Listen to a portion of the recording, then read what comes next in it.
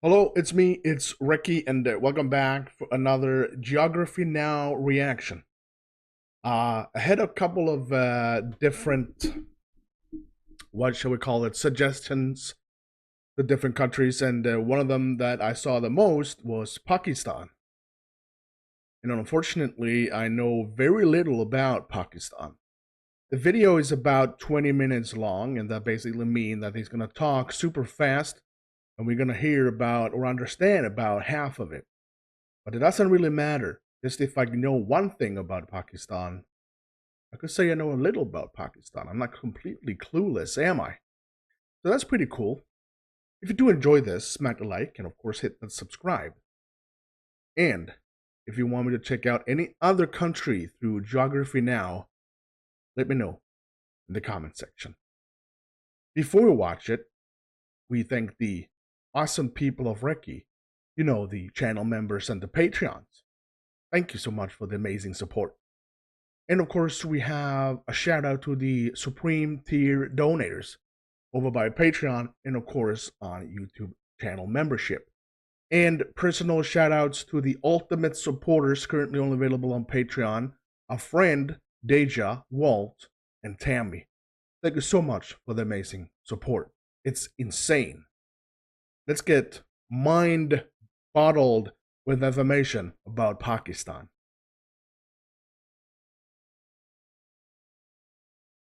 All right. All right, Pakistan. You've probably heard of this guy, maybe in the news, maybe in literature, maybe in movies. Pakistan is sort of a societal paradox. It's only a little over half a century old, yet it retains history that predates the pyramids of Egypt. There's so much to cover, so pack your bags and stand on this bus ride to Pakistan. Thank you. It's time to learn geography now! Hey everyone, I'm your host Barbs. Pakistan is kind of like the bridge between the Middle East and the rest of Asia. It is the only nation in the world known to have been established on the basis of religion alone. Well, what about me? I mean, originally kind of, yes, but you were like one unit Which country was that? Was it East? What?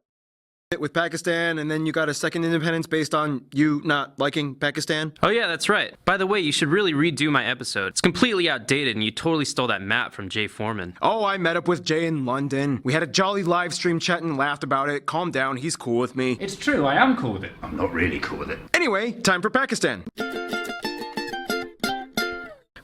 Pakistan. It's interesting because even the name, which means pure land, is even an acronym for the 5 former regions of British India that joined together: Punjab, Afghania, Kashmir, Sindh, and Baluchistan. Pakistan! Later the I was added to just help with pronunciation. Anyway, Pakistan. the map. Pakistan is located in South Asia, surrounded by Iran, Afghanistan, China, and India, with the Arabian Sea and Gulf of Oman in the south. The country is divided into 4 provinces and 3 territories, including the capital Islamabad that acts as its own territory. Keep in mind the northern territories are administratively operated under Pakistan's government, but India still claims parts or most of them. The country's largest city and former capital, though, is Karachi in the Sindh province, with about 15 million people. It holds the largest and busiest airport, Karachi Jinnah International, and the largest shipping port, the port of Karachi, which handles about 60% of the nation's cargo. However, the largest deep sea port in the world is actually here in Gwadar. Recently, it has been going over massive renovations and construction funded by the Chinese as a means to help with access to the Indian Ocean. The nation's second largest city is Lahore in the Punjab province, which holds the 3rd busiest airport, Lahore Allama Iqbal International. The country has a vast wide rail network extending from Karachi to Peshawar in the north, with branch lines extending to Iran, Afghanistan, and a proposed line that goes up to China. However, it would be very difficult considering that there are incredibly high mountains up further north, and today there is only one main road that crosses over from Pakistan into China. The N35 highway, otherwise known as the Karakoram Highway, the world's highest paved road at over 4,000 meters above sea level. This one little road is the life-giving artery on the 523-kilometer wide So it's actually slinging around this. I would love to go there. border that gives China access to the Indian Ocean and Pakistan access to the east, circumnavigating around India, which otherwise blocks them both. Yeah, I mean, it's really not hard to understand why China and Pakistan get along. It's like, Give me access to the West! Ugh. Nope. And now my favorite part of any episode, territorial anomalies. Now if you ask someone to draw the map of Pakistan, you might get a lot of different images depending on who you ask. Some might draw this, some might draw this, and those that don't know what maps are might draw this. But in regards to the Pakistani administered areas, as we discussed before, this whole region is disputed with India, and it is the site of the most militarized area on the planet, Jammu and Kashmir. In a condensed explanation, in this area, Pakistan and India want all of this, China just wants these parts. Pakistan and India had 3 wars. They drew a militarized line over here between India and Pakistan. Pakistan relinquished their claim to the Shaksam Valley over to China, but India did not agree and still claims it. All the while, all 3 countries converge on the Siachen Glacier, the second largest non-polar glacier in the world, on point NJ9842, and the dead man zone begins where nobody dares to do anything. This is probably the most tense border point in the world. So basically that's 3 different countries claiming. Yeah. Here you go. Confusing border stuff and weird tension with Chinese alliance. Pakistan. Some of the top spots you guys, the Pakistani geography suggested we mention in this video, include places like Faisal Mosque, the Shandur Polo Grounds, the most dangerous hanging bridge in the world, Shangri-La Lake, the shipbreaking yard of Gadani. There's so many amusement parks like these. There are so many forts like these. There's even some Hindu sites like these. Of course, there are so many tombs and mausoleums. Here's a bunch of them. There's St. Patrick's Cathedral in Karachi, Changamanga, Lahore Museum, Karachi War Cemetery, all of these UNESCO heritage sites, as well as these major archaeological sites. Yeah, you can see that there's so many on UNESCO. a lot of backstory hidden within the valleys of Pakistan, and it goes way back to a very important river, which brings us to... Pakistan's landscape is incredibly diverse. If you look at Pakistan from above, you'll notice it has some very prominent and distinctly contrasting features, and it's very interesting how Pakistan used these features to their advantage. For one, Pakistan is kind of precariously situated right at the convergence of the Indian, Arabian, and Eurasian plate zones. This is what has created the dry, hilly area known as the Sulayman Range and the Balochistan Plateau in the southwest. Despite the Balochistan province, the largest one, taking up about 44% of the country's land, only about 6% of the population lives here. This effectively makes Balochistan and Azad Kashmir the earthquake capitals of Pakistan. The capital of Balochistan, Quetta, was nearly destroyed in 1935, yet rebuilt. In the north, you can find the tallest peak, K2 or Chogori, the second tallest mountain in the world, straddling the Oh wow, I didn't know K2 was in Pakistan. border with the disputed Shaksam Valley that both India and China claim. Keep in mind, 5 of the 14 tallest peaks in the world, known as the 8000ers Club, are located in the north of Pakistan, 4 in the Gilgit-Baltistan territory alone. From there going south, you see the one iconic powerhouse lifeline of the entire nation, the Indus River. Fed by snowmelt from the mountains up north, this is the longest river in the nation that has dozens of branches and tributaries that essentially feed the entire country. So it's get a lot of rain, snow up here, and it goes down. In fact, the Indus River Basin is the world's largest irrigation system with over 58,000 kilometers of canals, cultivating over 230,000 square kilometers of land. Further south, you find the largest natural lake in the country, Manchar, along the edges of the Indus Valley that flow into the Indus River Delta, with the Kheti Bundur South Wildlife Sanctuary. This is the most heavily forested and wildlife concentrated area of Pakistan that is not commercially exploited. Also, it is really hard to build harbors here because the swampy mangroves make it difficult. Finally, a skip to the east, you hit the Tarparkar Desert, which claims to be the world's only fertile desert, with a dry landscape, but abundance of water sources that nourish the myriad of shrubby plants and wildlife. Just zoom in and you can find small ponds and creeks meandering throughout the entire area, well across the border into India. Now keep in mind, within all this stuff, there's a ton of cool notable sites, such as the Hingol mud volcanoes, that lake that looks like a teardrop, the Biafo Glacier, the Fairy Meadows, the second largest salt mine in the world, and there's so much more, but yeah, I'm done here. I need a triple shot of espresso break, which means, oh no! Oh no! Oh no! Oh, Noah. As you can probably guess by now, Pakistan's land is not only loaded with contrast, but resources as well. Over 40% of the population is employed in agriculture and livestock, where wheat and cotton are the major crops. They actually rank 4th in the world for cotton production and 3rd in goat meat. Pakistan is actually one of the largest textile producing countries in the world. In fact, this one city produces about half the entire world's football or soccer balls. Otherwise, the nation is also thriving with wildlife. They have about 660 bird species, over 170 mammal species, including the national animal, the markhor. To finish off this segment, like we always do, I think that looks like the devil. also thriving with wildlife. They have about 660 bird species, over 170 mammal species, including the national Wow. Animal, the more core. To finish off this segment, like we always do, food. Some dishes you guys, the Pakistani My favorite segment of all countries is, of course, food. geography suggestions we mentioned include things like Baluchi-style saji and meat pie. Beef and lamb korma is also popular. In the north, you see dishes closer to Iranian and Afghan cuisine like lamb and beef kebab and Pashtun-style rice. We all know the world-famous Punjab cuisine. It's virtually the exact same as the Punjab in India. In the south, the Sindhi people will probably have more fish in their diets as they are on the coast. There's a lot of other cuisines we could have mentioned within the various ethnic groups, but that would take way too much time. We can, however, talk about the people groups in this next segment. Thank you, Noah. Now, the weird thing about the entire South Asian subcontinent is that when you look at the people, many of them look exactly alike, and you would just assume they're basically relatives. I mean, you have Pakistani Punjabis and Indian Punjabis, Pakistani Kashmiris, Indian Kashmiris. They have the same languages and same cultural traditions and history and customs, and in most cases, they really are family. But when it comes to nationhood and worldview, the dichotomy makes a clear boundary that splits one side from the other.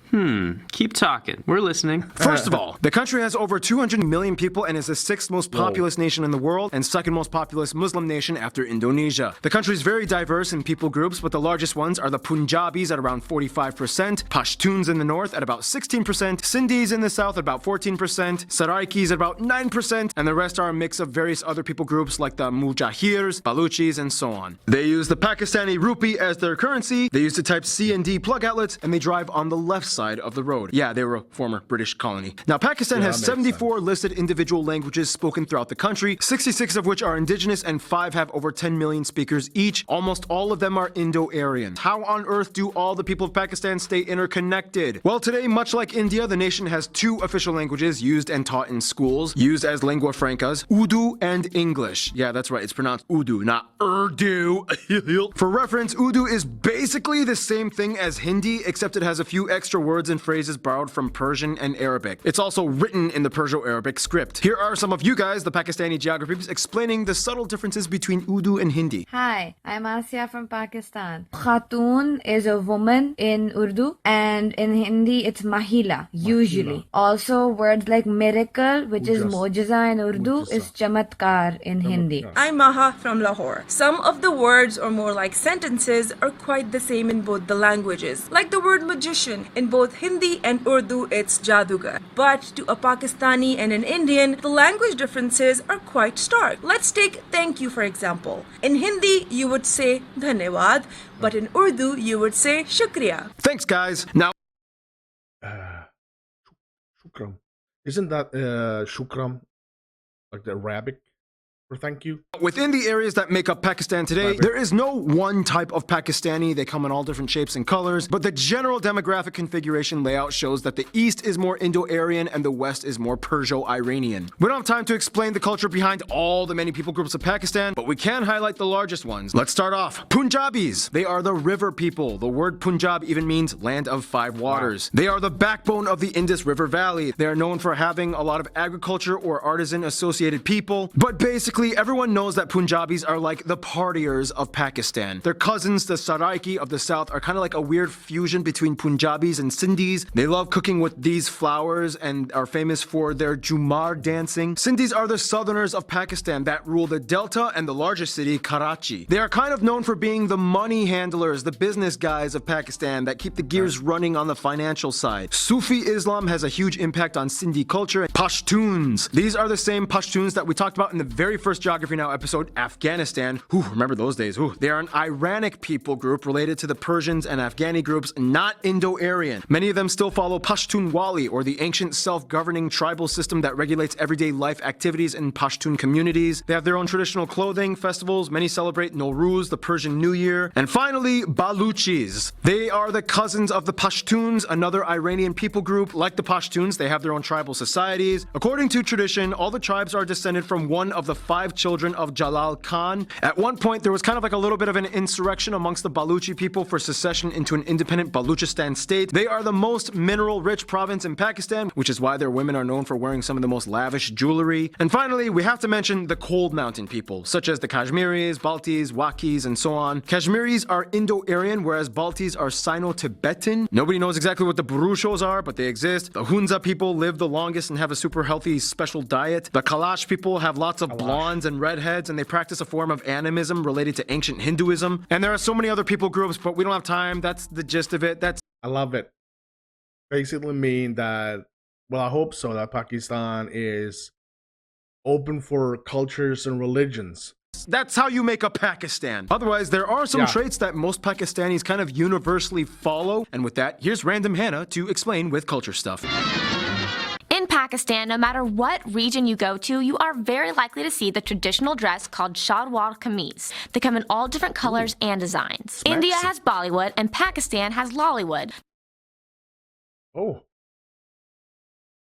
Didn't know that. The term used for the film industry centered around Lahore, mostly producing Urdu-speaking films so everyone can understand. Pakistan also has the most active and numerous UN peacekeepers, usually working in Islamic countries to help as mediators in religious-based conflict. Speaking of which, they have the 6th largest military force in the world. They are famous for the Wagah border ceremony done every day at the border with India. Many people know Pakistan and India as cricket power. This on you. Cricket in Pakistan. Powerhouses. However, they love field hockey and squash as well. They have the best performance in the world with 4 championships. And with squash, they have the most British Open squash championships and world championships as well. And finally, of course, at about 95% of the population adhering to it, Pakistan unites mostly under the Muslim faith. Nonetheless, the constitution guarantees freedom of religion, and there are noticeable Hindu and Christian minorities. However, the constitution does limit political rights of non-Muslims. For example, the president and prime minister must always be Muslim. And now, I'm sorry guys, but here's Keith with some music stuff.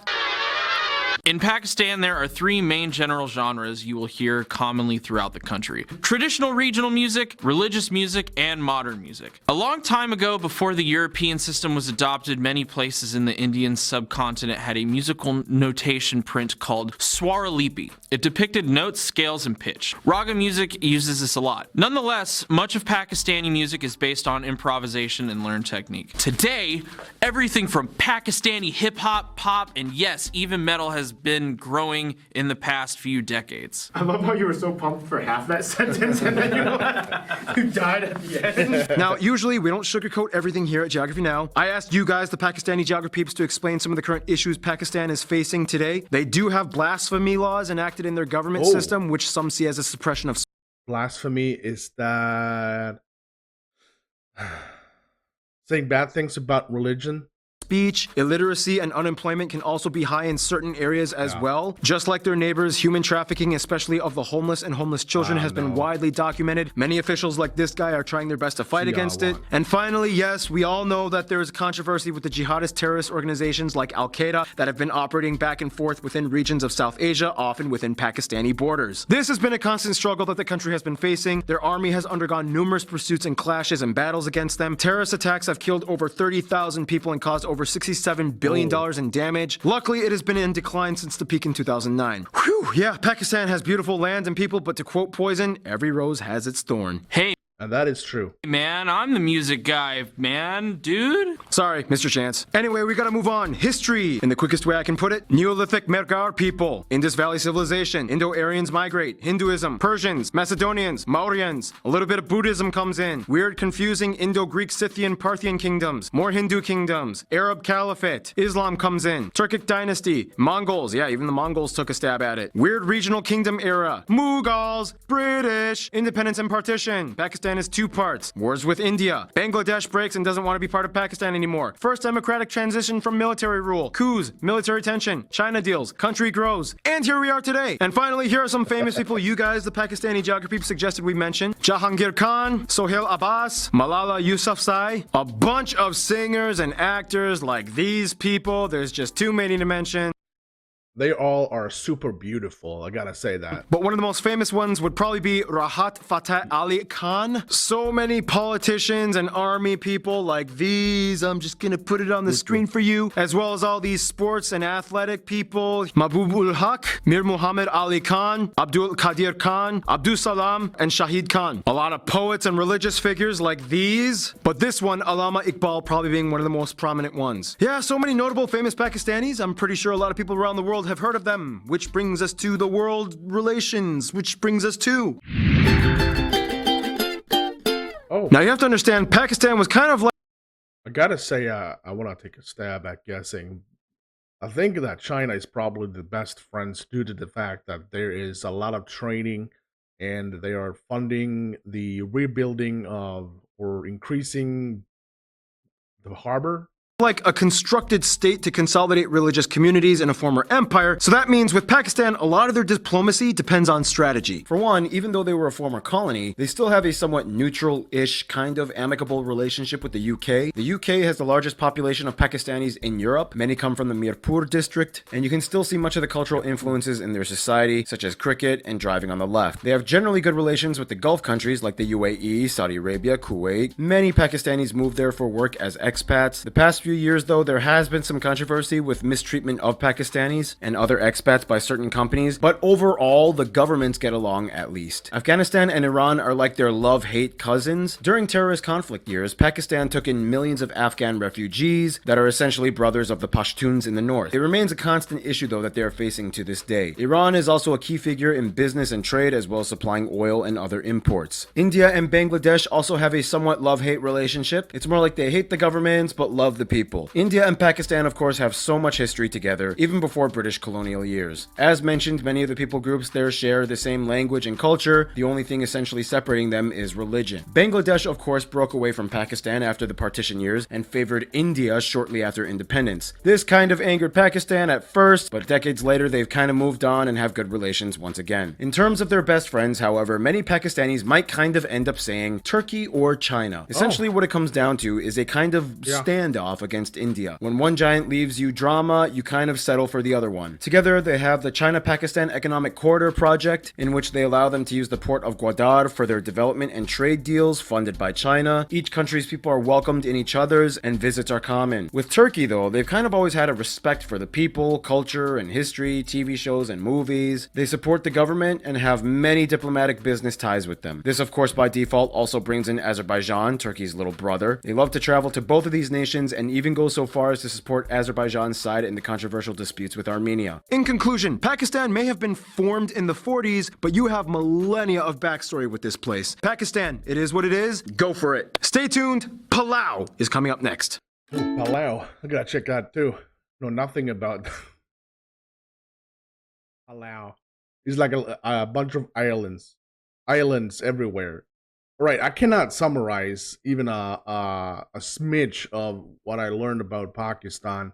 But one thing that made me mostly happy was the fact that it was heavy in different cultures. Felt that there was some kind of a religious freedom, and yeah, that makes me happy. And the people we actually watched through video, through pictures, they looked happy. So if you're from Pakistan, let me know how wrong I am. But I feel like I'm pretty good or right, whatever. Yeah, I'm gonna wrap it up here. Thank you so much for watching, and don't forget to smack the like and of course hitting that subscribe. I would greatly appreciate that. And of course, use the comment section if there's any country you want me to check out. Don't link it. Just write the name, of course, Geography Now, and I can just search it. Links get blocked and stuff like that. If you want to support me like the awesome people, you click join to become a member. And of course, check out the Patreon. The link is available in the comment section. Until next time, I'm Recky. You stay safe.